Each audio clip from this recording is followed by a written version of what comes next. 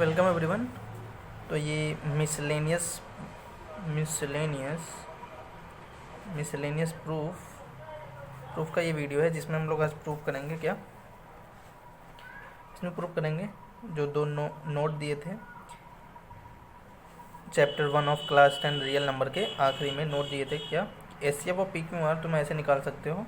P into Q into R करो, into LCM करो P Q R का upon दोनों के मतलब जितने कॉम्बिनेशन होते हैं उन सब के एलसीएम से डिवाइड कर दो। ठीक है, बेसिकली एचसीएफ निकालना है तो सब कुछ एलसीएम तुमको यहाँ पे दिखेगा, उस तरीके का फॉर्मूला है। और सिमिलरली यहाँ पे एलसीएम का भी था, P Q R equal P into Q into R into H C F और P Q R upon H C F of P Q into H C F of Q R into H C F of P R. ठीक है, तो हम लोग यहाँ पे इसको proof करेंगे, मैं इसको प्रूफ करूँगा और इससे ये निकल आएगा। ठीक है, कैसे अभी देखना। सो एलसीएम और पी क्यू आर को ये प्रूफ करना है, तो बेसिकली हम तुमको समझाने के लिए कुछ एग्जांपल भी लेके चलते हैं साथ में। ठीक है, तो यहाँ पर एग्जांपल लिया मैंने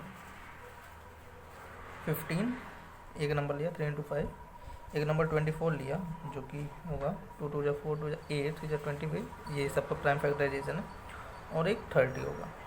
ठीक है, 2 इंटू 3 6 इंटू 5 30। ठीक है, ये मैंने 3 नंबर लिए हैं। ठीक है, और यहाँ पर सिम्बॉलिक है उनका, मान लो ये P है, Q है, ये R है। ठीक है,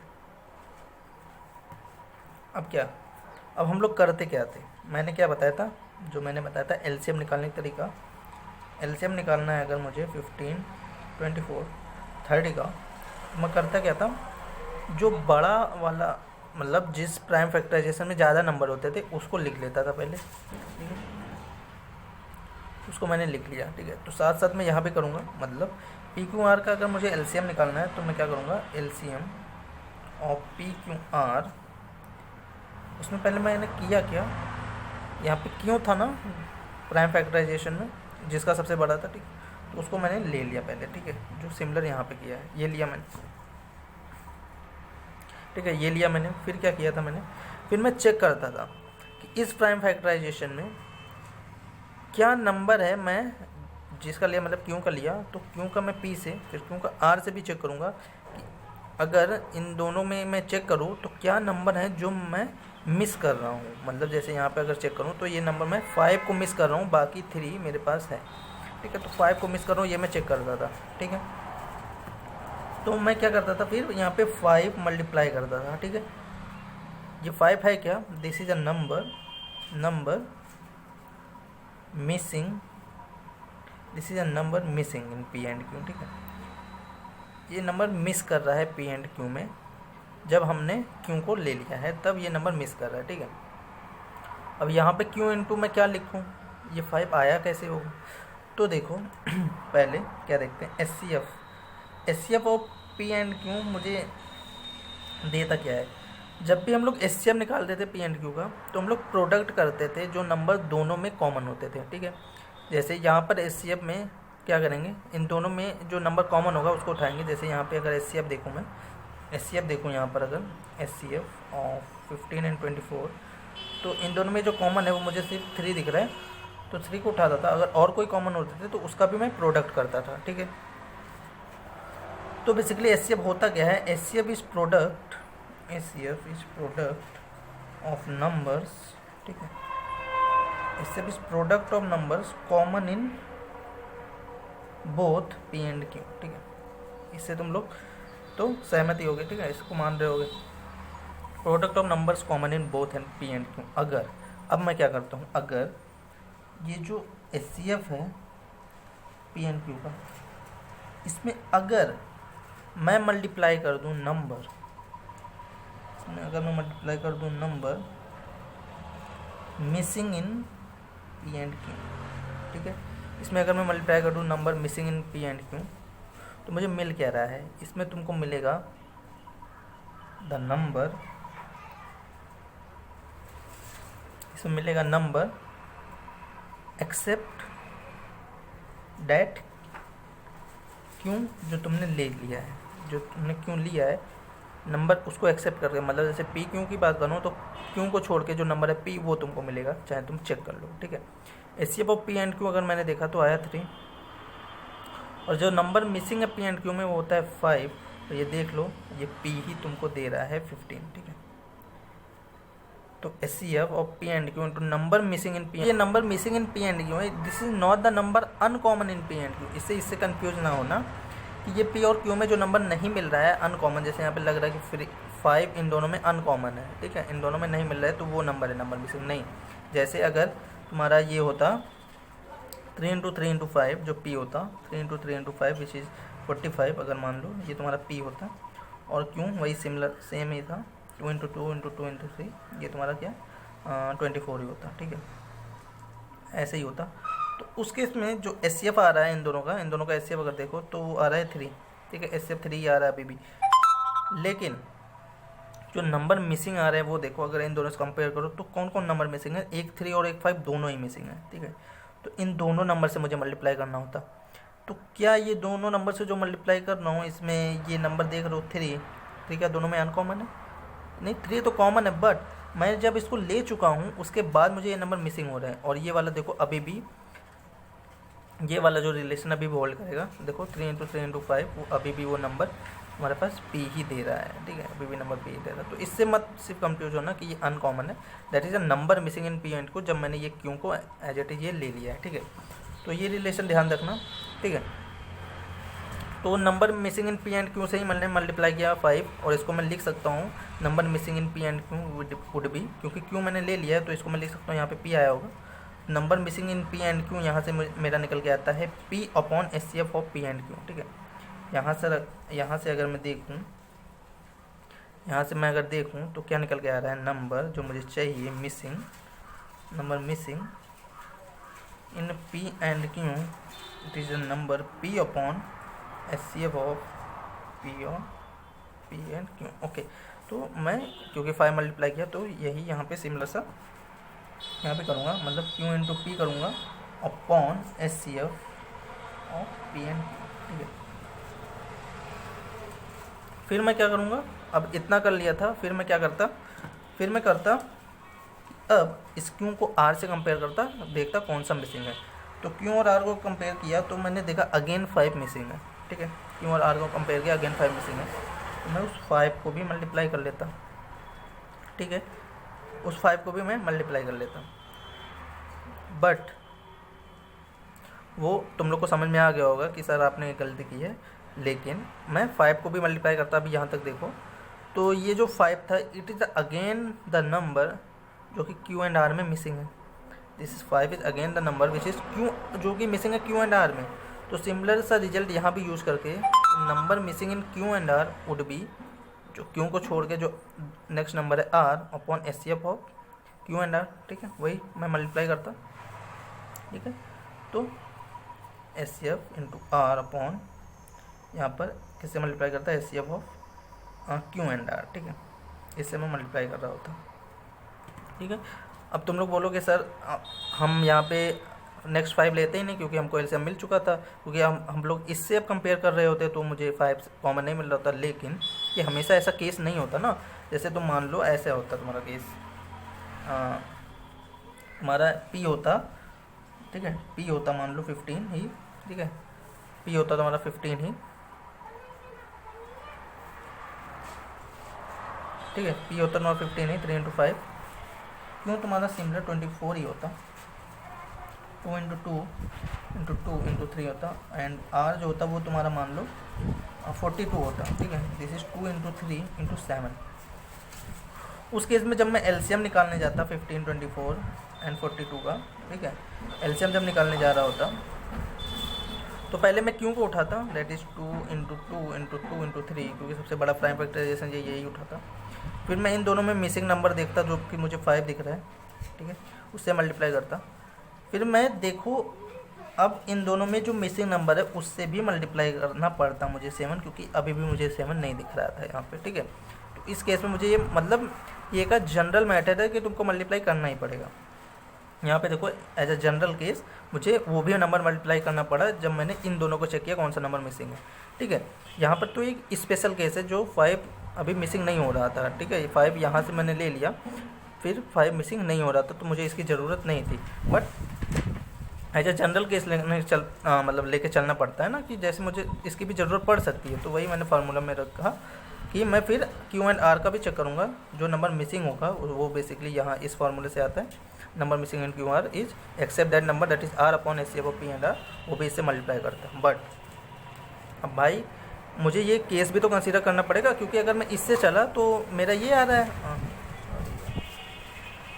क्योंकि मैं अगर इससे चला तो मेरा तो एलसीएम 15, 24, 30 का ये आएगा, जो कि जानते ही ये गलत है, ठीक है। इतना ही एलसीएम होना चाहिए, ये एक्सेस में आ रहा है तो ये लोएस्ट हुआ नहीं, तो इसका मतलब मेरा भी ये फार्मूला ये सही नहीं है, ठीक है। ये क्यों गलत हुआ इस पर ध्यान दो। ये इसलिए गलत हुआ क्योंकि ये जो 5 है ना, ये पी एंड आर दोनों में कॉमन हो गया। देखो यहाँ पर देखो तो ये जो 7 एज इट इज ये फार्मूला सही था, क्यों? क्योंकि ये जो 5 था यहाँ पे कॉमन नहीं था, यहाँ पे अलग था, 5 यहाँ पर था ही नहीं, ठीक है। तो मुझे यहाँ पे क्या करना होगा, मुझे 5 से डिवाइड करना होगा। एंड 5 इज वॉट, मैं डिवाइड किससे कर रहा हूँ? 5 को तुम लिख सकते हो 5 is a number, 5 is a number क्योंकि कॉमन है, common in both P and Q but P and R, sorry P and R but not present in Q, ठीक है। 5 जो नंबर, मतलब मुझे ऐसे नंबर से यहाँ पर डिवाइड करना होगा इस फॉर्मूले में जो नंबर कॉमन है दोनों पी एंड आर में, लेकिन वो क्यू में प्रेजेंट नहीं है। अगर देख लो 5 वही नंबर है, ठीक है, उसी से मुझे डिवाइड करना पड़ेगा, ठीक है। यहाँ पे देख ऐसे नंबर खोजना होगा जो कॉमन है पी और आर में, लेकिन वो क्यू में प्रेजेंट नहीं है, ठीक है। तो ऐसा नंबर कैसे खोजेगा? देखो ये बहुत सिंपल है इस नंबर को खोजना, जो कि पी और आर दोनों में प्रेजेंट हो, दोनों में कॉमन हो, बट क्यू में कॉमन नहीं हो। तो कैसे खोजेंगे? देखो मुझे पता है, मुझे चाहिए नंबर कॉमन, पहले मुझे चाहिए नंबर कॉमन हो पी एंड आर दोनों में, तो मैं एचसीएफ निकाल लेता हूँ। एचसीएफ पी एंड आर का क्या होगा? This will be the product of numbers, ठीक है, this would be product of numbers common in P and R होगा, ठीक है। उससे पहले एक बात समझो, जैसे यहाँ पर एक नंबर था यहाँ पर, ठीक है, नंबर है जो कि कुछ नंबर्स का प्रोडक्ट है, लेकिन उस नंबर में से मुझे एक नंबर नहीं चाहिए, तो वहाँ पे मैं उस नंबर से डिवाइड करता था, ठीक है। और अगर ऐसा केस होता कि मान लो कोई नंबर था जो कि इस तरीके से सम था किसी नंबर्स का, और उसमें मान लो मुझे एक नंबर नहीं, मान लो 5 मुझे नहीं चाहिए था, तो उस केस में हम लोग क्या करते थे, उसको सब्ट्रैक्ट करते थे, ठीक है। तो अगर कोई नंबर है जो कि सम है किसी नंबर का, उसमें से कोई नंबर मुझे हटाना है, तो उसमें वो नंबर मैं माइनस कर दूंगा। और अगर कोई नंबर प्रोडक्ट है किसी नंबर्स का और उसमें से कोई नंबर हटाना है, तो उस नंबर को मैं डिवाइड करता हूँ, ठीक है। ये यहाँ पर अगर क्लियर हुआ तो HCF of P and R होता है product of numbers common and P and R both, ठीक है। तो and HCF of P Q R क्या होता है? HCF of P Q R, HCF of P Q R होता है product of numbers common in all P Q R, मतलब तीनों में होना चाहिए, common in P Q R, ठीक है। HCF of P Q R होता है product of numbers common in P Q are. But क्या जो HCF of P Q are होगा, जो कि प्रोडक्ट ऑफ नंबर्स है इन पी क्यू आर, वो उन नंबर को भी कंटेन करेगा जो प्रोडक्ट ऑफ नंबर्स है कॉमन है पी एंड आर में, बट वो कॉमन नहीं हो क्यू में? ऐसे नंबर को कंटेन तो नहीं कर सकता ना HCF of P Q R. मतलब जैसे तुम्हारा, जैसे वही ले लेते हैं एग्जांपल, 15 3 इंटू 5 है 24 है, 2 इंटू 2 इंटू 4 2 8 3 24, एंड नेक्स्ट आता 30 था, विच इज 2 इंटू 3 6 इंटू 5 30, ठीक है। अब जैसे एचसीएफ तीनों का मैं एचसीएफ देखूँ तो तीनों में कॉमन ढूंढना रहता है, और तीनों में कॉमन मुझे क्या दिख रहा है? 3 ही कॉमन दिख रहा है तीनों में, ठीक है। तो एचसीएफ जो आया 15 24 30 का, वो आ रहा है मेरा 3, वो आ रहा है 3। बट क्या एचसीएफ और 15 24 33 15 24 एंड 30, क्या ये उन नंबर्स का भी प्रोडक्ट है जो इन दोनों में कॉमन है? देख लो, इन दोनों में कॉमन तो 5 भी थे, क्या 5 भी आया इसका प्रोडक्ट में? नहीं। तो इसका मतलब HCF of P Q R वो नंबर्स को कंटेन करेगा जो तीनों में कॉमन हो, बट वो नंबर्स को कंटेन नहीं करेगा जो कॉमन है पी एंड आर में, लेकिन वो कॉमन नहीं है क्यू में। अगर ये क्यू है, ये पी एंड आर है, सब मतलब मुझे दिख रहा है कि अगर जो S C of P and R है उसमें से मैं वो नंबर हटा दूं जो नंबर कॉमन नहीं है क्यू में, तो मुझे S C of P Q R मिल जाएगा। कैसे देखो, S C of P and R है, अगर यहाँ समझो क्या S C of P Q R वो सारे नंबर्स को कंटेन करता है जो कि दोनों में कॉमन है, पी एंड आर में कॉमन है, वो नंबर को कंटेन करता है, लेकिन वो नंबर को कंटेन नहीं करता जो क्यू में कॉमन नहीं है, जो क्यू में भी प्रेजेंट नहीं है लेकिन पी और आर में प्रेजेंट है, लेकिन वो नंबर क्यू में नहीं प्रेजेंट है तो उसको नहीं कंटेन करता, लेकिन वो सारे नंबर को कंटेन करता है जो पी एंड आर में कॉमन है। इसका मतलब है S C F of P Q R would contain all numbers common in P and R, लेकिन उसमें से तुम वो हटा दो, क्या हटा दो, वो हटा दो वो नंबर जो कॉमन तो है पी एंड आर में, जो number common in P and R but not present in Q. तुम करके देख सकते हो कैसे। S C F of P Q R यहाँ पे देखा मैंने 3 आया, और S C F of P and R में करके देखूँ तो 3 कॉमन मिल रहा है एंड 5 कॉमन मिल रहा है, तो ये होगा 3 into 5 S C F of P and R. और देख लो ये जो नंबर 5 से मुझे डिवाइड करना पड़ रहा है ताकि मुझे 3 लाना पड़े, ठीक है, जो 5 हटाना पड़ रहा है, जो 5 है क्या, वो नंबर है जो दोनों में कॉमन है पी एंड आर में, लेकिन वो क्यू में कॉमन नहीं है, ठीक है। तो मिल गया ना सिंपल सा, number common in P and R but not present in Q, जो मुझे चाहिए था यहाँ पर, ठीक है। 5 मुझे नंबर चाहिए था common in both P and R but not present in Q, वो मुझे मिल गया। वो देखो आता क्या है, अगर इसको मैं यहाँ शिफ्ट कर दूँ, इसको यहाँ, तो number common in P and R but not present in Q would be S C F of P and R, मतलब जिसमें कॉमन है उसका S C F upon S C F in तीनों का, ठीक है। तो बेसिकली इस नंबर से मुझे डिवाइड करना पड़ेगा यहाँ पर, ठीक है। तो जो नंबर से डिवाइड करना पड़ रहा है वो नंबर है क्या, S C F of into S C F of P and R divided by S C F of P Q R, ठीक है। तो हम जानते हैं कि ये ऊपर जाएगा, ठीक है, ये ऊपर जाएगा तो ये कन्वर्ट हो जाएगा, अगर इसको अच्छे से लिखने पी क्यू आर, और ये ऊपर गया है S C F of P Q R, नीचे क्या है एस सी एफ आया पी क्यू का, और इंटू एस सी एफ आया क्यू आर का, और इंटू एस सी एफ आया पी आर का। यहाँ से ये प्रूफ हो जाता है, ठीक है। तो तुम लोग जैसे यहाँ पे देखोगे इस वाले एग्जांपल में, अगर तुम यहाँ पे निकालना चाहो एस सी एफ ऑफ, यहाँ पर अगर निकालना, तुम एस सी एफ निकालना चाहो पी एंड आर का, तो S C F of P and R आ रहा है हमारे पास 3, और S C F P Q R का आ रहा है, पी क्यू आर का आ रहा है सिर्फ तब भी 3 आ रहा है, ठीक है। तो अगर इन दोनों का डिवीजन भी करते हो तुम, दैट विल बी 3/3, और वो आता है 1, ठीक है। तो इस जनरल केस में वो 1 आ रहा है, जिसका अगर तुम मल्टीप्लिकेशन करते भी हो तो कोई फ़र्क नहीं पड़ता है 1 का, ठीक है। इस वजह से ये वाला जो फार्मूला है ये जनरल होल्ड करता है, ठीक है। तो यहाँ से S C F LCM of P Q R तुम्हारा ये मैंने प्रूफ कर दिया। अब यहीं से देखो ये सेकंड वाला भी एलसीएम को ये मैंने प्रूफ कर दिया। अब देखो एससीएम निकालना, मुझे एससीएम को यहीं रहने देता हूँ, ये तीनों को इधर मल्टीप्लाई और इसको इससे डिवाइड, ठीक है। एससीएम निकल जाएगा, SCM of P Q R देखो क्या आएगा, LCM of P Q are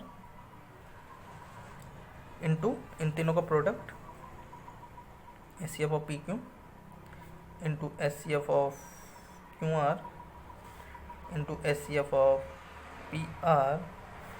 इसको मैं बॉक्स में करना चाहूँ तो इस तरीके से होगा ये, ठीक है, upon P into Q into R, ठीक है। इससे डिवाइड कर दिया, मुझे एससीएफ आ गया इसी फार्मूले से। एससीएफ मुझे एलसीएम के टर्म में चाहिए, तो SCF of P and Q equal होता है प्रोडक्ट ऑफ 2 अपॉन एलसीएम, ये product of two upon LCM, ये product of two upon LCM, ये जैसे ही तुम करोगे तुम्हारा ये वाला भी फॉर्मूला आ जाएगा, ठीक है। कैसे? HCF of P and Q को लिख सकते हो P into Q upon LCM of P and Q, तो वही लिखता हूँ मैं यहाँ पे, एलसीएम ऑफ पी क्यू आ रहा है into P into Q upon P into Q into R पहले से है, ठीक है। और यहाँ मल्टीप्लाई क्या आया, एलसीएम आया पी एंड क्यू का, ठीक है।